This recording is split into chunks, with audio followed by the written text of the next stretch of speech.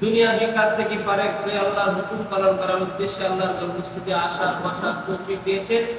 এজন্য অন্তরের অন্তঃস্থল থেকে বলি আলহামদুলিল্লাহ, আলহামদুলিল্লাহ। আলহামদুলিল্লাহ। আমরা সবসময় প্রশংসা করবো আল্লাহ তাআলা, কেননা আল্লাহ তাআলা আমাকে আপনাকে 24 ঘন্টায় কোনো না কোনো একটা নিয়ামতের মধ্যে আল্লাহ তাআলা ডুবাই রেখেছেন। যে দেখেন, কেন প্রশংসা করবেন না?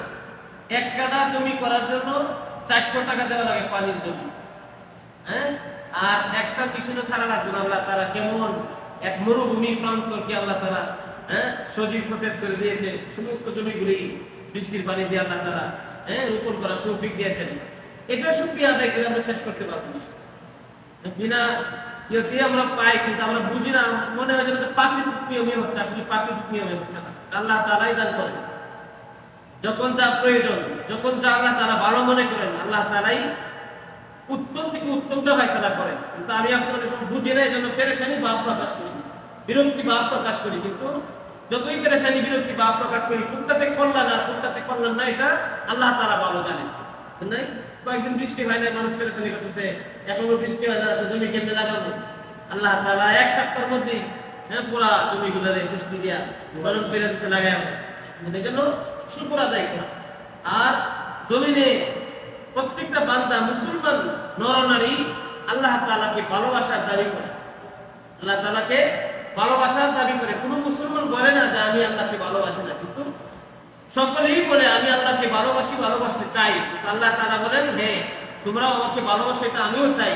তবে আমাকে কিভাবে ভালোবাসতে হবে তার দু একটা আয়াত আমি তেলাওয়াত করেছি। কুল ইন কুনতুম তুহিব্বুনাল্লাহ, কোন বান্দা কোন বান্দি যদি আমি আল্লাহকে ভালোবাসার দাবিদার রাখে, কোন বান্দা যদি আমি আল্লাহকে ভালোবাসতে চায়, তো আমাকে ভালোবাসার পূর্বে আল্লাহ তাআলা এক শর্ত লাগায় দিয়েছেন যে আমাকে ভালোবাসার পূর্বে তোমরা ফাত্তাবিউনি, আমার প্রিয় হাবিব সাল্লাল্লাহু আলাইহি সাল্লামকে ভালোবাসো। আমাকে ভালোবাসতে হইলে, আমার ভালোবাসা পেতে হলে, আমার ভালোবাসা চাও যদি তুমি দাবি করো, তাহলে আমাকে ভালোবাসার পূর্বেই তুমি ফাত্তাবিউনি, আমার প্রিয় হাবিবকে ভালোবাসো। প্রিয় হাবিবকে ভালোবাসা মানে আল্লাহ রাসূল সাল্লাল্লাহু আলাইহি সাল্লামের সুন্নাহকে ভালোবাসা। রাসূল করিম সাল্লাল্লাহু আলাইহি সাল্লামের প্রত্যেকটা সুন্নাহকে ভালোবাসলেই নবীজিকে ভালোবাসা হয়, আর নবীজিকে ভালোবাসলেই প্রকৃত আল্লাহকে ভালোবাসা। আল্লাহ তাআলা বলেন, তুমি যদি আমাকে ভালোবাসার দাবি রাখো আর আমার প্রিয় হাবিব সাল্লাল্লাহু আলাইহি সাল্লামকে অনুসরণ করো, তাহলে আমি আল্লাহ তাআলা তোমাকে দুইটা পুরস্কার দেব, দুইটা পুরস্কার দেব। নাই কুল ইন কুনতুম তুহিব্বুনাল্লাহ ফাত্তাবিউনি, তুমি আল্লাহ তাআলাকে ভালোবাসার পূর্বে রাসূল করিম সাল্লাল্লাহু আলাইহি সাল্লামকে অনুসরণ করো। আর এই অনুসরণ করলে কি হবে? ইউহিব্বুকুমুল্লাহ, আমি আল্লাহই তোমাকে ভালোবাসি।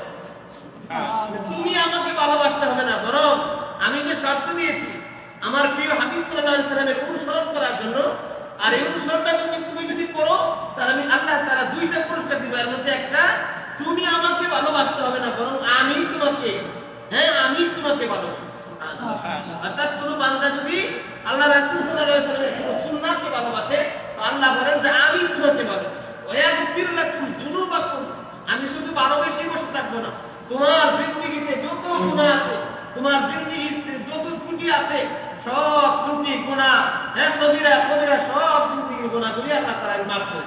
সুবহানাল্লাহ। কত সুন্দর কথা। এইজন্য আল্লাহ রাসূল সাল্লাল্লাহু আলাইহি সাল্লাম এক হাদিসের মধ্যে বলছেন, মান আহইয়া সুন্নতি, মান আহইয়া সুন্নতি, কেউ যদি আমার সুন্নতকে ভালোবাসে, ফাকাদ আহাব্বানি, সেজন্য আমি নবীকেই ভালোবাসি। কেউ যদি আমি নবীজির কোন সুন্নতকে ভালোবাসি, নবীজির প্রত্যেকটা কথাই সুন্নত, নবীজির প্রত্যেকটা কাজ সুন্নত, নবীজি করেন নাই বলেন নাই কিন্তু পছন্দ করছেন দেখার পরে, এটাও সুন্নত। বুঝলেন নাই? যেমন পায়জামা কখনো আল্লাহ রাসূল সাল্লাল্লাহু আলাইহি সাল্লাম করেন নাই, কিন্তু এটা পছন্দ করতেন। ঢিলাঢালা জামাগুলি আল্লাহ রাসূল সাল্লাল্লাহু আলাইহি সাল্লাম বেশি পছন্দ করতেন, এজন্য পায়জামা পরাও সুন্নত। বুঝলেন নাই? এজন্য আল্লাহ রাসূল বলে, কোন ব্যক্তি যদি আমাকে ভালোবাসে, আমার সুন্নতকে ভালোবাসে, সেজন্য আমি নবীজিকে ভালোবাসি। বুঝলেন নাই? আর যে ব্যক্তি আমি নবীজিকে ভালোবাসে, বুঝলেন নাই, তাহলে জান্নাতে সে আমার সাথে থাকবে। তিনটা পুরস্কার। বুঝলেন নাই? আল্লাহ তাআলাকে ভালোবাসার নিদর্শন স্বরূপ তিনটা পুরস্কার। একটা পুরস্কার হলো আল্লাহ তাআলা বলেন যে আমি তোমাকে ভালোবাসবো যদি তুমি আমার প্রিয় হাবিব সাল্লাল্লাহু আলাইহি সাল্লামের অনুসরণ করো। আমি শুধু ভালোই বাঁচবো না, তোমার জিন্দেগির সকল গুনাহগুলি আমি মাফ করে দিব। সুবহানাল্লাহ। 2, আর নবী সাল্লাল্লাহু আলাইহি ওয়াসাল্লাম বলেন, কোন ব্যক্তি যদি আমি আমার সুন্নতকে ভালোবাসে তাহলে সে যেন আমাকে ভালোবাসে, আর যে আমাকে পবিত্র করতে ভালোবাসে সে আমার সাথে জান্নাতে থাকবে। সুবহানাল্লাহ। তিনটা পুরস্কার আমরা পেয়ে গেলাম। একমাত্র একটা সুন্নতের ভালোবাসা, একটা সুন্নতকে জিন্দা করতে পারলে, একটা সুন্নতকে প্রচলন করতে পারলে আমরা তিনটা পুরস্কার পেয়ে গেলাম। বুঝলেন? এজন্য উলামায়ে কেরাম কোরআন ও হাদিস থেকে বলছেন যে জিন্দেগিতে পরিপূর্ণরূপে ইসলামে প্রবেশ করতে হইলে মানুষ তো এখন ইসলামে নিজের সাথে ফিট করতে চায়, কিন্তু কোরআন হাদিস বলে যে না, নিজেরাই চেপে কেটে, নিজেরাই পরিষ্কার করে, নিজেরাই ঘেঁষে ঘেঁষে সাফ করে ইসলামের সাথে লাগাও, তাহলে তুমি পরিপূর্ণরূপে মুমিন হবে। আর পরিপূর্ণরূপে মুমিন না হইলে, না হওয়ার জন্য, না হইতে পারলে কবরে যাইতে আল্লাহ তাআলা মানা করছে। তুমি কবর আইছো না যতক্ষণ না পর্যন্ত তুমি পরিপূর্ণ মুমিন হইছো। বুঝলেন না? আমরা তো মনে করি যে বয়স হয়ে হুজুর মহল্লা কিন্তু ওরা তো বয়স গেছে গা, এখন আল্লাহ আল্লাহ রেখে কোন রকম করে কবরে যাইতে নিয়ে বলি না আমরা, না কোন রকম কবরে যাইতে হবে না, বরং পরিপূর্ণরূপে কবরে যাইতে হবে, পরিপূর্ণরূপে কবরে যাইতে। এজন্য উলামায়ে কেরাম বলেন যে জিন্দেগিতে সব সুন্নাত আপনি নিয়ত করলেন আজ থেকে বাসা থেকে সব কারি ইসলামের সব মানবেন, এটা সম্ভব না।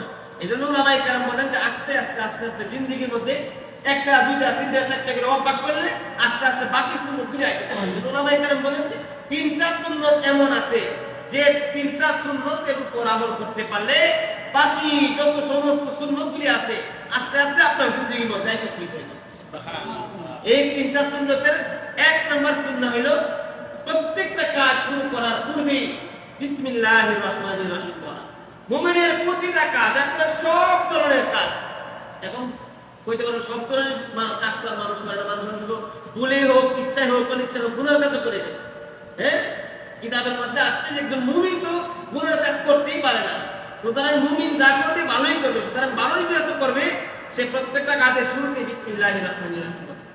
আর এই বিসমিল্লাহির রহমানির রহিমের বদৌলতে আল্লাহ তাআলা এর নামের বরকতে, বিসমিল্লাহ নামের বরকতে জিন্দেগিতে সব সুন্নতগুলি আস্তে আস্তে আস্তে আস্তে আপনার মধ্যে আমল করার একটা তৌফিক আল্লাহ তাআলা দান করেন।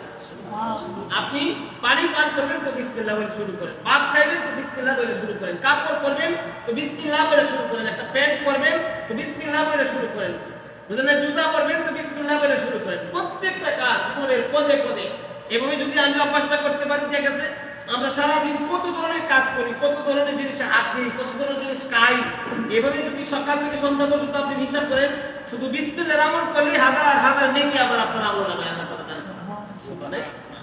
এজন্য বিসমিল্লাহ বলা হয় না এরকম কোন কাজের মধ্যে আল্লাহ তাআলা বরকত রাখেন না। আল্লাহ তাআলা বরকত রেখেছেন বিসমিল্লাহির রহমানির রহিম। খাবার শুরুতে বিসমিল্লাহি ওয়া আলা বারাকাতিল্লাহ, আপনি খানা খাবেন তো আল্লাহ তাআলা এই খানার মধ্যে বরকত দান করবেন। নাই বিসমিল্লাহির রহমানির রহিম বলবেন না তো আল্লাহ তাআলা এই খাবারের মধ্যে বরকত রাখবেন। খাবারের বরকত হলো আপনি পূর্ণ পোলাও খাইলেন, অনেক কিছু মানের দামি দামি জিনিস খাইলেন, কিন্তু আপনার হজম হইল না, পেটের সমস্যা হয়ে গেল, তাহলে এটা আপনার জন্য বরকতময় হয় না, বরং এটা স্বাস্থ্যের জন্য ক্ষতির কারণ। আরেকজন লোক আসলে পূর্ণ পোলাও খায় না, খুব নরমাল খানা খাইছে, কিন্তু এটাই তার জন্য স্বাস্থ্যের জন্য ভালো হইলো, হজম হইলো, হ্যাঁ, সে শক্তি যোগাইলো, সে সুস্থ আছে, এটাই কেনার মধ্যে বরকত। এই জন্য আমরা যে কোনো কাজ করবো জিন্দেগিতে বিসমিল্লাহির রহমানির রহিম বলবো। বুঝলেন নাই? ঘর থেকে বাইরে হয়ে যাবো তো আমি বিসমিল্লাহির রহমানির রহিম বলবো। হাদিসের মধ্যে আসছে কোনো ব্যক্তি যদি ঘর থেকে বাইরে হয়ে যাওয়ার সময় শুধু বিসমিল্লাহ তাওয়াক্কালতু আলাল্লাহ এইটুকুন বলে, বিসমিল্লাহ তাওয়াক্কালতু আলাল্লাহ এইটুকুন বলে সে ঘর থেকে বাইরে হয়ে গেছে, আল্লাহ রাসূল হাদিসের মধ্যে বলছেন সে যেখানেই যাক, যেতেই যাক, আবার ঘুরে গেলে সারা দিন ঘোরাফেরার পরে যতক্ষণ না পর্যন্ত বাসায় ঢুকছে ততক্ষণ পর্যন্ত আল্লাহ তাআলা জিম্মাদারিতে দেখেন। সুবহানাল্লাহ। জিম্মাদারিতে দেখেন, তাকে প্রোডাকশন দেওয়ার জন্য, তাকে সাপোর্ট দেওয়ার জন্য, তাকে রক্ষা কবচ হিসেবে আল্লাহ তাআলা ফেরেশতা নিয়োগ করে দিয়েছে। মাত্র বিসমিল্লাহি তাওয়াক্কালতু আলাল্লাহ পুরো না পারলে বিসমিল্লাহি তাওয়াক্কালতু আলাল্লাহি লা হাওলা ওয়ালা কুওয়াতা ইল্লা বিল্লাহ এটুকু পড়া, এটা করতে গিয়ে আপনি যান সারা দিন সব কাজ করেন, সমস্যা নাই, আল্লাহ তাআলা হেফাজতের সাথে আপনার রোড অ্যাক্সিডেন্ট থাকে, গাড়ি অ্যাক্সিডেন্ট থাকে, কত বালা মুসিবত থাকে, পেরেশানি থাকে, মানুষ তো ঘর থেকে বাইরে হয়ে যা, সে লাশ পড়ে আছে ওইখানে, আল্লাহ তাআলা এই দুয়ার বদৌলতে আপনাকে আবার হেফাজত করে ঘরে ঢুকাই দিবে নিরাপত্তার সাথে। সুবহানাল্লাহ। এজন্য বিসমিল্লাহর অনেক ফজিলত। আর বিসমিল্লাহ বলা হয় না, এরকম কোনো কাজে আল্লাহ তাআলা বরকত রাখেন নাই। এরকম কোনো কাজে কে রাখেন নাই? আল্লাহ তাআলা বরকত রাখেন নাই। এজন্য বিসমিল্লাহ বল। আমি বিসমিল্লাহ বলে ঘর থেকে বাহির হইব, অলক্ষণে কুলক্ষণে কোনো কিছু নাই। আমি বিসমিল্লাহ বলে ব্যবসা শুরু করব, কুলক্ষণের মধ্যে কিছু নাই। অনেক সময় কুসংস্কার মনে করে অনেক সময় ব্যবসায়ীরা প্রথম টাকাটা ভাইয়া ক্যাশের মধ্যে লাগা, ড্রাইভার তার গাড়ি ভ্যান্ডেলের মধ্যে লাগা, টাকার মধ্যে চুমা দে, কবরে লাগা, সালাম করে, এইগুলোর মধ্যে আসলে কোনো বরকত নেই। আল্লাহ রাসূল বলেছে বিসমিল্লাহর মধ্যে বরকত আছে। তুমি বিসমিল্লাহ বলে টাকাটা নিয়ে ক্যাশে রাখো, বিসমিল্লাহ বলে প্রথম টাকাটা তুমি গ্রহণ করো, বিসমিল্লাহ বলে বাকি টাকাটা প্রথম তুমি নাও। বুঝেন নাই? এই বিসমিল্লাহর মধ্যে বরকত আছে, বিসমিল্লাহর মধ্যে শুভ কামনা আছে, সব কিছু বিসমিল্লাহর মধ্যে আছে। বিসমিল্লাহ বলা হবে না, আপনি সালাম করেন আর চুমা মারেন আর যাই করেন, কোনো কিছুতেই কল্যাণ নাই, বরং বিসমিল্লাহর মধ্যেই কল্যাণ আল্লাহ তাআলা আছে। অনেক সময় কোথাও যাওয়ার সময় ঘর থেকে বাইরে হয়ে একটা হুজুর গেছে, কইছে এই যে গেছে বাইরে, ঘর থেকে বাইরে হুসফুস লাগাই গেছে, আজকে সারাটা দিন এই যাইব কুলক্ষণে, নাউজুবিল্লাহ। এটা হিন্দু আর সংস্কৃতি, হ্যাঁ বুঝেন নাই? এইটার মধ্যে না, আপনি বিসমিল্লাহ করে বাইরে হন, পুস্তাকায় হয়ে যান না, যাইও, সমস্যা নেই, আপনার জন্য কল্যাণ নিহিত আছে। বুঝেন নাই? ঘর থেকে বাইরে এসে যাইব বাজারও, বা যাইব একটা পার্টিতে, বা যাইব একটা দাওয়াতে, বা যাইব একটা ভালো কাজে, বাইরে এসে কালো কলস, কালো পাতিল, অথবা কোন এক মহিলার চেহারা খুব সুন্দর হয়ে গেছে, কইছে আজ সারাটা দিনই যাইব বৃথা। এগুলা ইসলামে সমর্থন করে না। আপনি বিসমিল্লাহ করে বাহির হন, এর মধ্যে আল্লাহ তাআলা কল্যাণ রেখেছে। ঠিক আছে না ভাই? অন্য কোনো কিছুতে আল্লাহ তাআলা কল্যাণ রাখে না, শুধু বিসমিল্লাহ করে করতে পারে। বিসমিল্লাহর মধ্যে আল্লাহ তাআলা বরকত আছে। এজন্য জামা পরার সময় আগে বিসমিল্লাহ বলে পরবো, বিসমিল্লাহ বলে পরবো, ঘর থেকে যাওয়ার সময় দোয়া করে বাহির হবো, আমি পান করার সময় বিসমিল্লাহ করে পড়বো। এইভাবে প্রত্যেকটা কাজ, জীবনের প্রতিটা কাজে আমি আপনি যদি বিসমিল্লাহ বলে আমল করতে পারি, এই বিসমিল্লাহর বদৌলতে আরো যত সুন্নতি কাজ আছে আল্লাহ তাআলা আমাকে আমল করার তৌফিক দান করুন। দুই নাম্বার আমল হইল, দুই নাম্বার সুন্নাহ হইল, আল্লাহ রাসূল সাল্লাল্লাহু আলাইহি ওয়াসাল্লাম বলে আফসুস সালাম বাইনাকুম, তোমরা পরস্পরের মধ্যে সালামের প্রচলন করাও, বেশি বেশি সালাম করো, একে অপরকে সালাম দাও। সালামের মধ্যে অনেক ফায়দা, সালামের মধ্যে শান্তির দোয়া আল্লাহ তাআলা রাখছেন। একজন মুসলমান আরেকজন মুসলমানের সঙ্গে সাক্ষাৎ হওয়ার সময় সালামের মতো সুন্দর অভিবাদন শব্দ আর দুনিয়ার জমিনে নাই। অন্য কোন ধর্মাবলম্বীদের মুখে আপনারা হয়তো শুনবেন না এত সুন্দর একটা শব্দ যে দোয়া আছে, শান্তি কামনা করা আছে, গুড মর্নিং বলে, শুভ সকাল বলে, গুড নাইট বলে, এইগুলো আসলে কোনো মানে হয় না, এগুলো অনর্থক একটা শব্দ, বুঝলেন নাই? বরং ইসলামের মধ্যে কত শান্তি রাখছে। আসসালামু আলাইকুম ওয়া রাহমাতুল্লাহ, আপনার উপর শান্তি আর রহমত বর্ষিত। আপনিও বিলদিও বলেন ওয়া আলাইকুম আসসালাম ওয়া রাহমাতুল্লাহ, আপনার উপরও শান্তি এবং রহমত আল্লাহ তাআলা নাযিল করুন।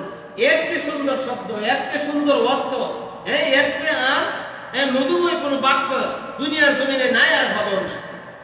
ঠিক আছে না ভাই? অন্য কোনো আমরা তো অনেক অন্য ধর্মাবলম্বীদের দেখি, ওরা একে অপরের সঙ্গে সাক্ষাৎ কোনো কিছু করে না, এই যাওয়ার সময় শুধু বড় টাকা দেয়, অথবা গুড মর্নিং, গুড নাইট, শুভ সকাল, এগুলা শব্দ ব্যবহার করে। এগুলো শব্দের কোনো নিশ্চিত কোনো নাই, অর্থ নাই, যে নাই একটা শব্দ করলেন শুভ সকাল, তো বিকালটা কি করছেন ধরে, বরং মুসলমানের শব্দ হলো আসসালামু আলাইকুম, আপনার উপর শান্তি বর্ষিত হোক, এই জন্য সালাম দিব।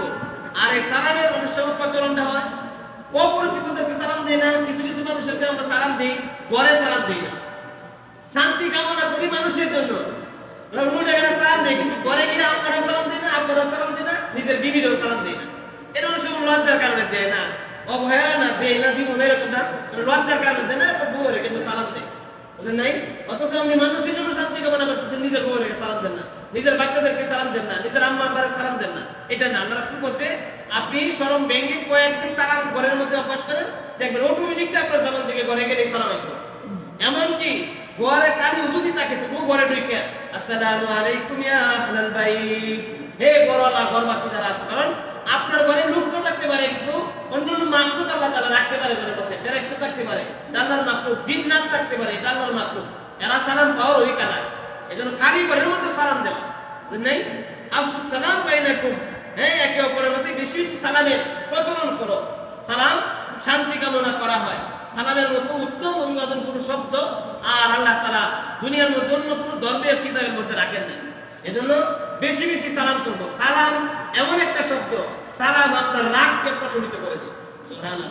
মনে করেন কোনো কারণে আপনি আমার প্রতি রাগে আছেন, আমি যদি একটা হাসি দিয়ে সালাম দেই, অর্ধেক রাগ আপনি এমনি যাইব না, অর্ধেক রাগ আপনার যাইব না। সালামটা মারলাম কেমনি কি করে তা দাদা একে বলে বা সালাম শত্রুতাকে দূর করে দেয়, সালাম খুব কাছে নিয়ে আসে, বন্ধুত্ব সৃষ্টি করে দেয়। সালাম এমন একটা শব্দ, জন্য সালামে কালামে চলবো। রুডে গাড়ে ছোট বড়, পরিচিত অপরিচিত, হ্যাঁ, মুরব্বীদেরকে সালাম দিব, ঘরে বাইরে সালাম দিব। আল্লাহ রাসূল সালামের প্রচলন বেশি বেশি করতে বলেছেন। এই সুন্নতগুলি ছোট ছোট সুন্নতগুলি, যে প্রত্যেকটা কাজ বিসমিল্লাহ বলে, অনেক কাজ করি, অনেক কিছু খাওয়া দাওয়া করি, কিন্তু আমি বিসমিল্লাহ বলি না। শুধু অভ্যাসটা করে নেন, এই অভ্যাসটার দ্বারাই দেখবেন আপনি অনেক সুন্নত থেকে আমল করতে পারবেন, আর অনেক হাজার হাজার সওয়াব আপনার আমল নামায় আল্লাহ তাআলা দান করবে। আর সালামের প্রচলন বেশি বেশি করি। আর 3 নম্বর আমল হইল, প্রত্যেকটা কাজ শুরু করব ডান পাশ দিয়ে। প্রত্যেকটা কাজ শুরু করব ডান হাত দিয়ে। প্রত্যেকটা ভালো কাজ শুরু করব ডান দিক থেকে, কারণ ডানের ফজিলত বামের তুলনায় বেশি। আল্লাহ রাসূল সাল্লাল্লাহু আলাইহি ওয়াসাল্লাম একেবারে গোসল থেকে ধরে সব কাজ ডান থেকে শুরু করতেন, যে নাই ডানের ফজিলত বামের তুলনায় বেশি। এখন তো বাম হাতে মানুষ খাওয়া শুরু করেছে, বাম হাতে খাওয়ার পেশন মনে করছে, ডান হাতে বিড়ি খাওয়া, বাম হাতে চা খাওয়া, বুঝলেন নাই? এটা একটা পেশন তৈরি হয়ে গেছে। না, আল্লাহ রাসূল বলেন প্রত্যেকটা খাবার, প্রত্যেকটা কাজ, যারা ভালো কাজ, প্রত্যেকটা কাজ ডান দিক থেকে শুরু করতে হবে। আপনি গোসল করবেন, আগে ডান পাশে পানি দেন, পরে বাম পাশে পানি দেন। আপনি জামা করবেন, আগে ডান হাত ঢোকান, এরপরে বাম হাত ঢোকান।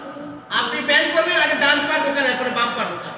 হ্যাঁ, খুলবেন, আগে বামটা খুলেন, ডানটা পরে খুলেন। বাথরুমে যাবেন, যেহেতু তুলনামূলক জায়গাটা একটু নাপাকিও, এই জন্য বাম পা দিয়ে প্রবেশ করা, ডান পা দিয়ে বাহির হওয়া।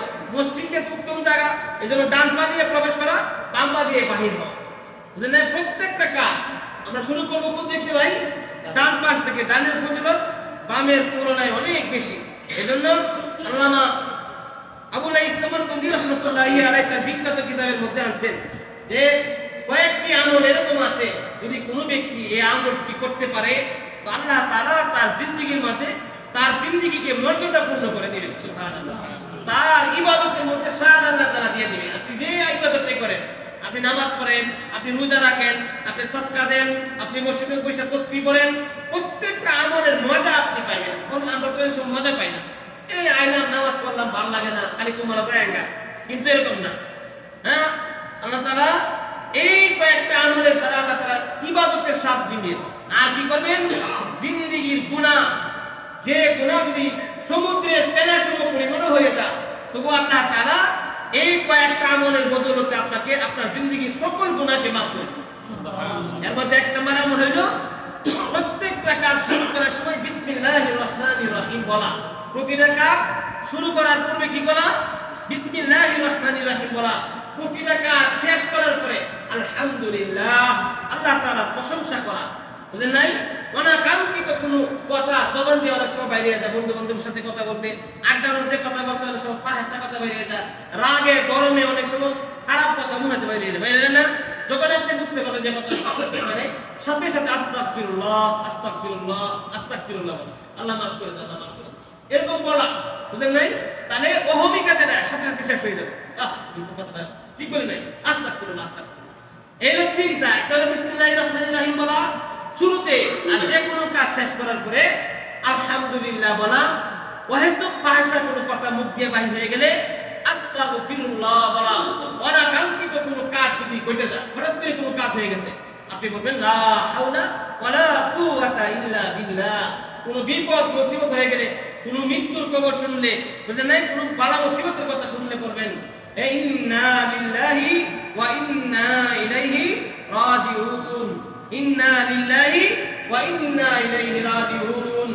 আর দিবারাত্রি সব সময় কোন ব্যক্তি যদি বলে লা ইলাহা ইল্লাল্লাহ, লা ইলাহা ইল্লাল্লাহ, লা ইলাহা ইল্লাল্লাহ, মাঝে মধ্যে মুহাম্মাদুর রাসূলুল্লাহ সাল্লাল্লাহু আলাইহি ওয়াসাল্লাম, এই কয়েকটা আমল যদি করতে পারেন, তাহলে আল্লামা সুবহানাল্লাহি রাহমাতুল্লাহি আলাইহি বলেন জিন্দেগীর গুনাহ সমুদ্রের পেনা সম পরিমাণ হয়ে গেল, আল্লাহ তাআলা মাফ করে দেন। সুবহানাল্লাহ। এজন্য অল্প কয়েকটা আমলের কথা বললাম। 1 নাম্বার আমল হইল, 1 নাম্বার সুন্নাহ হইল প্রতিটা কাজ শুরু করার আগে কি বলা? বিসমিল্লাহির রহমানির রহিম বলা।